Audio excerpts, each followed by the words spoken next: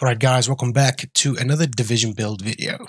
Similar to the previous build, we're now focusing on the Heartbreaker set, but the LMG damage component. This is primarily for PvE and not PvP, because at the moment we're using both the chest and both the backpack that optimizes pretty much the skill from the set, which gives us a 2% gain from the set alongside the 100% stack total, which is great, especially with the LMG. We are specifically using the Petrov gloves because we want damaged armor and we want the LMG damage. So we're around 50% LMG damage, and we're using the Coyote mask because it gives us that crit chance and crit damage that we typically lack. Now, it is not ideal. This little piece of chest, I've got health on here, but everything should be rolled for crit chance and crit damage. That's pretty much the idea. You can do some headshot damage if you're playing on PC, but just in general terms, you don't need to. Specifically, we're running the gunner class because we like the armor that we get from a kill, and it also helps, you know, having that little grenade for us. And the whole point of this is kind of this dare, which has got the perfect flatline on there, giving us that 20% pulse damage.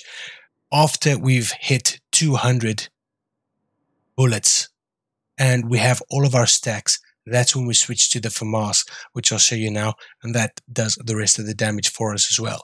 So both of these hits incredibly hard. I think it's going to be great for PvE. I'm kind of rushing through these videos because I'm not going to take you guys through every single spec. It's never going to be perfectly the same, but in principle, we've got 3 cores, 3 reds. We still do have decent survivability with this as well. And yeah, let's take a look at this. You can still run the pulse. You can run something else with this. I probably would run pulse, especially if we're running the gunner class, because you don't have that spot that you get with technician. And, you know, in slot, you can either play the defender drone, or you can continue to play with so now look at this. We're starting up. We're just gonna get all of our stacks up so we get it to around 100. Right, at full stacks, look at that additional armor, and now we're heading for 750, 560, 774, etc. So as soon as we're done with this mag on something, can then push up closer, and we will do similar 756 as you would have seen there with the FAMAS as well, and you will keep that stacks up. It will stay at 100, so you don't even need the LMG damage anymore. You can just play with the FAMAS because that stacks will remain, and that's kind of where we are. That's how it works. I really do enjoy this. I think it's going to be meta for PvE as well.